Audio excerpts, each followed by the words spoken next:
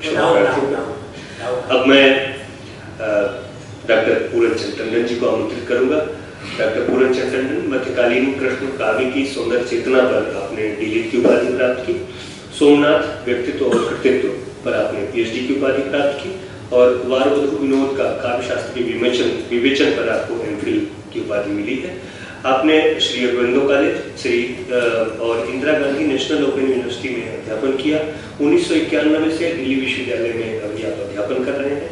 आपको हिंदी भाषा, व्यवहारिक हिंदी, अनुवाद, मध्यकालीन साहित्य, काव्यशास्त्र, भाषा विज्ञान, मीडिया और सौंदर्य शास्त्र ये आपकी रुचि के विषय हैं। आपकी लगभग 50 पुस्तकें प्रकाशित हैं। आपके आलेख देश और विदेश की तमाम महत्वपूर्ण पत्र पत्रिकाओं में प्रकाशित होते रहे हैं।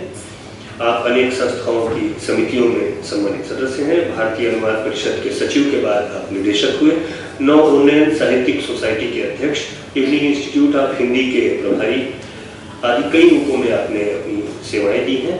आपको हिंदी अकादमी दिल्ली सरकार का बेस्ट एडिटिंग अवार्ड 1997 में और 1999 में प्राप्त हुआ।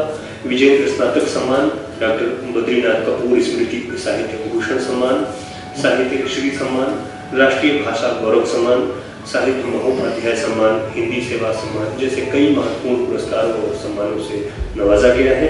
डॉक्टर पूरनचंद टंडन जी।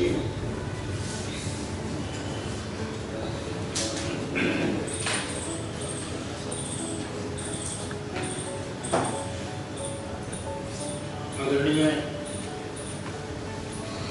अध्यक्ष महोदय डॉक्टर विद्याविंदु सिंह जी और समादृत मुख्य अतिथि डॉक्टर रमाकांत शोभी जी, सुधांशु जी और आज के सभी उपस्थित समादृत तीनों वक्ता जो मेरे पास अपनी बात रखेंगे, आदरणीय डॉक्टर त्रिपाठी जी, सागर जी और अशोक जी, सभी उपस्थित समादृत मित्रों। अभी बहुत उपस्थित और व्यापक प्रकृति और साहित्य के संबंध पर विचार करने वाला कोई सुना और क्योंकि विषय बहुत महत्वपूर्ण और व्यापक है, संस्कृत, हिंदी, तमाम भारतीय भाषाओं के साहित्य पर कुछ प्रकाश वर्षा में डाला। तो मैं संक्षेप में अपनी कुछ बातें रखूँगा क्योंकि आवृत्ति से बचने की आवश्यकता है। साहित्य को विशेष रूप से जोड़ना लगता है। हम 4 कालों में जब विभक्त करते हैं हिंदी साहित्य को तो देख सकते हैं कि आदिकाल, भक्तिकाल, युगकाल और आधुनिक काल।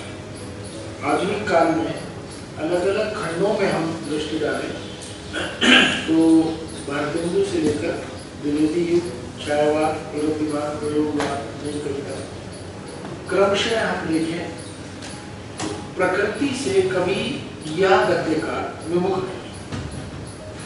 उसके बिना भले ही आज हम 21वीं शताब्दी में लोहे और पत्थर के युग में हो, लेकिन आज भी जो सृजन हो रहा है साहित्य में वह प्रकृति से जुड़कर और प्रकृति के विभिन्न उपमानों के माध्यम से प्रकट किया जा रहा है या लिखा जा रहा है।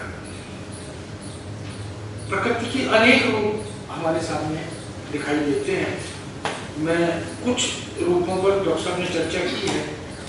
जैसे प्रकृति मनुष्य के अनेक मनोभावों को अभिव्यक्त करने का एक सशक्त माध्यम बनी। वह विरह में है तो विरह की समस्त कविताएं, चाहे वो नायिका और नायक से संबद्ध हो, गोप गोपियों से संबद्ध हो, पति पत्नी से संबद्ध हो या अन्य रिश्तों को लेकर भी जब हम व्याख्यायित करते हैं तो बात चाहे प्रेम के संयोग और वियोग की हो, वहां प्रकृति अभिव्यक्ति का एक सशक्त उपकरण बन के माध्यम बन के आती है। अगर मनुष्य के रूप वर्णन की बात हो उसमें स्त्री और पुरुष, यहाँ तक के बाल सौंदर्य की भी चर्चा जब होती है तो उसमें भी प्रकृति बहुत ही बेहतरीन ढंग से अभिव्यक्ति पाती है, स्थान पाती है।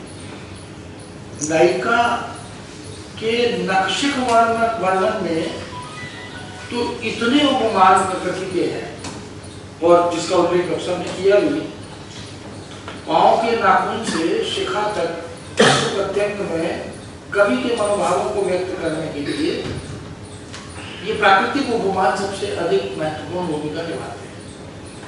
तो मानव और प्रकृति के अंतर संबंध को लेकर, तमाम सामाजिक चुनौतियों विद्रूपताओं को लेकर जब कभी चर्चा होती है, अगर मान लीजिए प्रकृति के बहुत विकराल रूप की बात करनी है, या प्रकृति के बहुत उदार रूप की बात करनी है, या प्रकृति को एक रक्षक के रूप में, राष्ट्र रक्षक के रूप में चित्रित करना है, ऐसे अनेक विभिन्न कवियों ने और लेखकों ने बनाए हैं। प्रकृति का सौंदर्य और प्रकृति के माध्यम से मनुष्य का सौंदर्य, इन दोनों को भी हमारे रचनाकारों ने स्थान स्थान पर जोड़ा है। उसकी चर्चा भी मैं विस्तार से नहीं कर रहा हूँ। प्रकृति के अनेक रूप जब हम कह रहे हैं, जिसका संकेत डॉक्टर साहब ने किया, उनमें कुछ महत्वपूर्ण रूपों की बात मैं जरूर करना चाहूंगा। एक तो आलम्बन रूप में प्रकृति, कवियों ने प्रकृति को केंद्र में रखकर कहीं उसे नायक और नायिका भी बना दिया है। ऐसे भी बहुत सारे वर्णन हमारे पास मिलते हैं, जिसे कुछ तो रचनाएं ही विशुद्ध प्रकृति केंद्रित हैं। मध्यकाल की तो ऐसी कम से कम 40 रचनाएं हैं, जैसे गंगा लहरी बहुत सारी रचनाएं हैं, यमुना लहरी बहुत सारी रचनाएं हैं, हिमालय को लेकर, नदियों को लेकर, पर्वतों को लेकर कवियों ने या रचनाकारों ने बहुत विस्तार से विवेचन किया। उद्दीपन के रूप में प्रकृति का चित्रण हुआ, जहां जहां आवश्यकता पड़ती है वह भावों को उद्दीप्त करने में, नायिका के या नायक के उस परिस्थितियों को कैसे उद्दीप्त किया जाए, परिवेश का निर्माण कैसे किया जाए, उन सब का भी बहुत सुंदर चित्रण हमारे यहाँ मिलता है। अलंकार रूप में प्रकृति चित्रण भी बहुत विस्तार से हुआ है।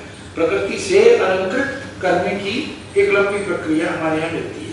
मानवीकरण की चर्चा डॉक्टर साहब ने की, छायावादी कवियों ने या स्वच्छंदतावादी कवियों ने, उत्तर मध्यकाल में जो रीतिमुक्त कवि हैं, वहां भी प्रकृति का मानवीकरण खूब विस्तार से देखने को मिलता है। उपदेशात्मक रूप में प्रकृति का चित्रण भी कवियों ने, रचनाकारों ने प्रचुर मात्रा में किया है।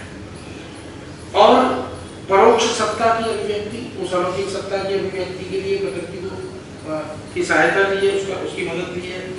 पृष्ठभूमि के निर्माण के लिए प्रकृति का रचनात्मक उपयोग किया गया। मुहावरे और लोकोक्तियों के रूप में भी प्रकृति का समय समय पर प्रयोग रचनाकारों और कवियों ने किया है। और इन सब के साथ साथ सौंदर्य की अभिव्यक्ति के अलग अलग माध्यमों के रूप में प्रकृति को कवियों ने लिया है। तो उनके उदाहरण में छोड़ रहा हूँ। कहीं कहीं हम देखें कि चाहे तुलसी हो, चाहे सूर हो, और यहाँ तक कि जो सूफी काव्य है, आदिकाल की अगर हम बात करें, उसका उल्लेख अक्सर ने किया, विद्यापति का काव्य प्रकृति से भरा हुआ है। आदरणीय रमाकांत जी बैठे हैं, विद्यापति के काव्य के विशेषज्ञ हैं। पूरा साहित्य उनका प्रकृति के अलग अलग बिंबों से आच्छादित है। और यहाँ तक कि अमीर खुसरो में भी प्रकृति का बहुत रचनात्मक प्रयोग है। इसी तरह से जो लोक साहित्य है हमारे यहाँ, जैन साहित्य, सिद्ध साहित्य है, उसमें भी प्रकृति के बहुत सारे उदाहरण लिए जा सकते हैं। लेकिन भक्तिकाल और रीतिकाल जो मध्यकाल है हिंदी का, उसमें तो काव्य धाराओं के आधार पर अगर हम देखें तो बहुत व्यापक स्तर पर हम देख सकते हैं उदाहरणों के साथ। जैसे कृष्ण भक्ति काव्य, उसमें तो प्रकृति का अष्टछाप के कवियों ने खुले हाथ से प्रयोग किया। और न केवल कृष्ण भक्ति काव्य, राम भक्ति काव्य में एक से एक बेहतरीन उदाहरण हम प्रकृति को देख सकते हैं। केशव जैसा कवि, जिसको कठिन काव्य का प्रेत कहा गया, उन्होंने रामचंद्रिका में प्रकृति के ऐसे अद्भुत चित्रों को बनाए हैं कि हम कल्पना नहीं कर सकते। इसलिए कभी कभी केशव की पंक्तियां, केशव के उदाहरण उनको देख करके, हालांकि बाद में रीतिकाल के अनेक कवियों ने केशव के उस प्रकृति चित्रण को लेकर, उनसे प्रेरणा लेकर बहुत कुछ लिखा भी हो, उसको हम उसका उदाहरण भी बार बार देते हैं। तो बात चाहे कृष्ण काव्य की हो, राम काव्य की, तुलसी ने रामचरितमानस हो या कवितावली दोहावली हो, उनमें प्रकृति के एक से एक सुंदर चित्र देखने को हमें मिलते हैं। इसी तरह से सूफी काव्य, प्रकृति, पूरे सभी सूफी कवियों ने हम देखें, चाहे जैसी हो, चाहे कुतुबन हो, चाहे उस्मान हो, चाहे नूर मोहम्मद हो, ये जो उत्तर मध्यकाल तक आते आते ये पूरी परंपरा, षड ऋतु वर्णन वहाँ हमें मिलेगा, 12 मासा वहाँ हमें मिलेगा। तो और पशु पक्षियों को लेकर कितनी माने सहजता से, सहृदयता से उनका रचनात्मक उपयोग कवियों ने किया है, तो वह भी एक बहुत महत्वपूर्ण उदाहरण है। बाल कृष्ण को लेकर, बाल राम को लेकर भी प्रकृति के बहुत सुंदर कवियों ने बनाए हैं। इस तरह से हम देख सकते हैं कि जैसे उत्तर मध्यकाल में तो अन्योक्ति परक जो छंद हैं, चाहे वो दोहे हैं, चाहे कवित्व हैं, चाहे सवैये हैं, जहाँ जहाँ अन्योक्ति का उपयोग है वहाँ भी प्रकृति को लेकर हम लोग जानते हैं। बिहारी ने जयसिंह के दरबार में रहते हुए, वो जयसिंह के दरबार में रहते हुए नहीं पराग नहीं मधुर मधुर, इस तरह के छंदों के दोहों के माध्यम से भी तो कहाँ कहीं भंवरे को लेकर, कहीं कोयल को लेकर, कहीं मोर को लेकर, कहीं तमाम तरह के अन्य पशु पक्षियों को लेकर, हाथियों को लेकर, घोड़ों को लेकर, जो प्रशस्ति काव्य है मध्यकाल का, उसमें ये सारे जीव जंतु, इनके क्रियाकलाप, इनकी उपादेयता, इन सबको भी प्रकृति को जोड़कर बहुत बेहतरीन ढंग से उपयोग किया गया, उनका वर्णन भी किया गया। इसी तरह से अगर हम देखें कि कुछ उदाहरण एक दो मैं जरूर चाहूंगा कि आपके सामने रखूं। और भावरे भरत है कोकिल रात, या रसाल की मंदिर सौर शुभ सरसाल। तो कैसे पराग को लेकर, कैसे पुष्पों और कलियों के खिलने को लेकर, किस तरह से भंवरों और उनकी प्रकृति और प्रवृत्ति को लेकर उनसे जोड़ करके प्रतीकात्मक रूप में भी कवियों ने उनका उपयोग किया।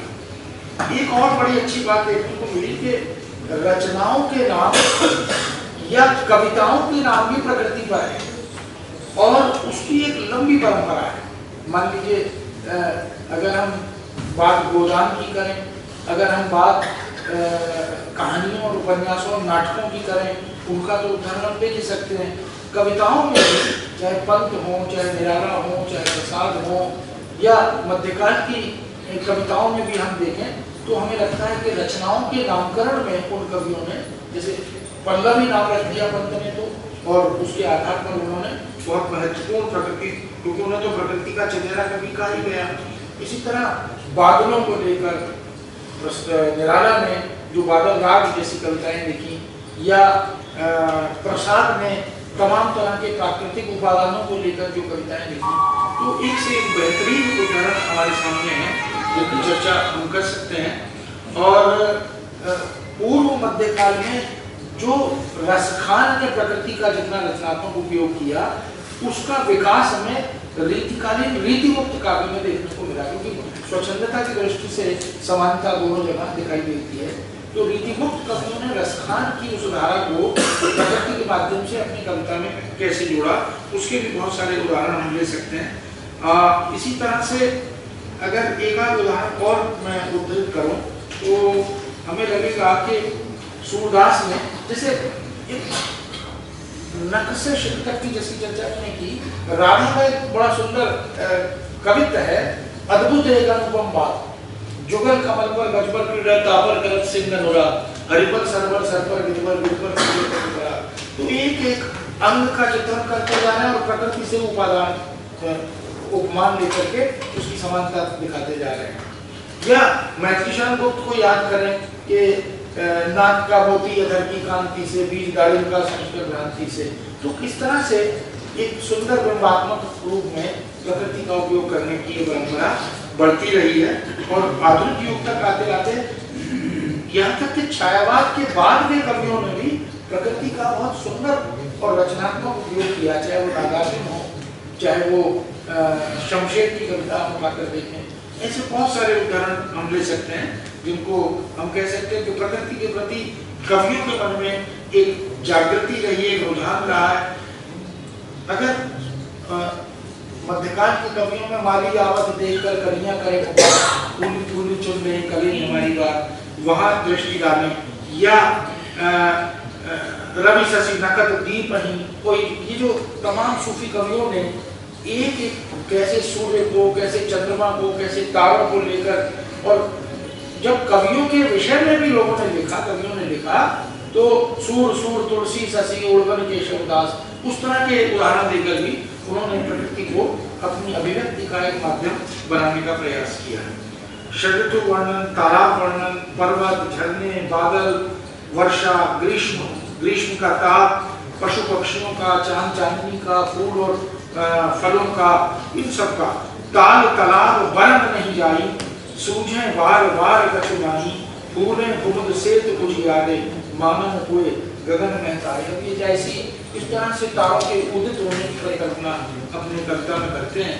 मानुष हो तो वही रस खान, ये बड़ा चर्चित छंद है, हम सब जानते हैं कि वो गोकुल में क्यों जन्म लेना चाहते हैं। और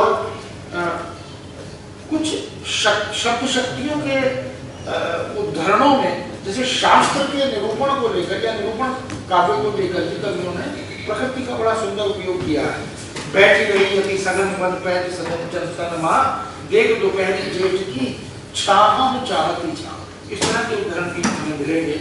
और स्वार्थ सुकृत न श्रम रखा, देख विहंग विचार, बाज पराए पानी पर तू पच्चित न मार। किस तरह से कवियों राजाओं को या आश्रयदाताओं को अगर चेतावनी देनी है तो उसमें भी प्रकृति के अली तो अली को माध्यम बना करके, भंवरे को माध्यम बना करके, तो हम देख सकते हैं कि भारतीय के युग में श्रीधर पाठक ने, रूपनारायण पांडे ने, मुकुटधर पांडे ने, रामवेश त्रिपाठी ने, मैत्रीशरण गुप्त ने इस दिशा में बहुत महत्वपूर्ण काम किया है।